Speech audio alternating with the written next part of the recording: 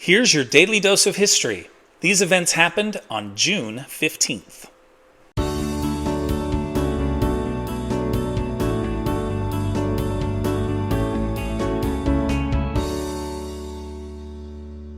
In 1300, 35-year-old Dante Alighieri, one of history's greatest writers, is named one of the 9 priors of Florence, Italy, making him one of the political leaders of the city. He is banished from his native Florence 2 years later and writes his Divine Comedy, one of history's most important works of literature, during his exile. Of the 3 sections of Dante's Divine Comedy, the Inferno is by far the most interesting and is definitely worth a read. The work has a massive impact on language, essentially making the Florentine dialect become standard Italian, since everyone in Italy has to learn it in order to read Dante. Have you read Dante's Inferno? What did you think? Let me know in the comments. In 1776, 3 weeks before the Declaration of Independence, the Assembly of the Lower Counties of Pennsylvania declares independence from both Britain and Pennsylvania, thereby creating the state of Delaware. The effort is led by Continental Congress delegates Thomas McKean and Caesar Rodney. Rodney, suffering from facial cancer, rides through the night to Philadelphia a few weeks later to help cast Delaware's vote in favor of independence at the Continental Congress on July 2nd. When the U.S. Mint begins issuing quarters honoring each of the 50 states in 1999, Delaware's quarter features Caesar Rodney's ride.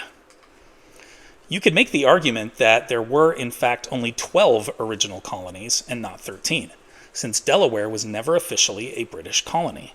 It was rather a semi-autonomous region of Pennsylvania made up of the 3 southernmost counties on the Delaware. Those counties do, however, send their own set of delegates to the Stamp Act Congress in 1765 and to the Continental Congress 9 years later. These delegates act independently from those of Pennsylvania proper. Delaware becomes the first U.S. state in 1787 because it is the first to ratify the U.S. Constitution. In 1846, Britain and the U.S. signed the Oregon Treaty, which settles a long-standing dispute over who controls the Oregon Territory. The treaty establishes the 49th parallel of latitude from the Rocky Mountains to the Strait of Georgia as the boundary between the U.S. and Canada. In 1904, more than 1,000 people are killed when the riverboat-style steamer General Slocum catches fire on New York City's East River.